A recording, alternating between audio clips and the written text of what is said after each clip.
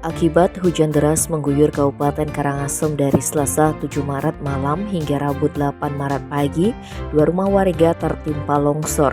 Kedua rumah tersebut merupakan milik Ikomang Sudane warga Banjardinas Putung, Desa Duda Utara Selat, dan rumah Inengah Ardike di Banjardinas Ban, Desa Ban Kubu.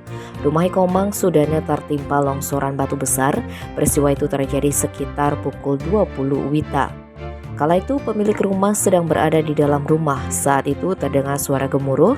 Ketika keluar, batu besar menerjang rumah dan dapurnya.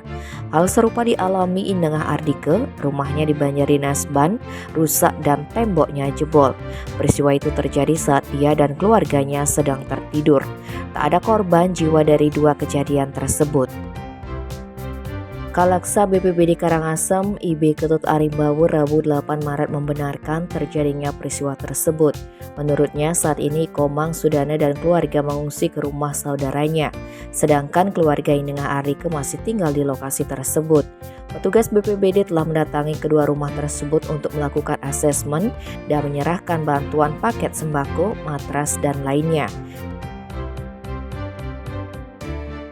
Tim Bali Express melaporkan.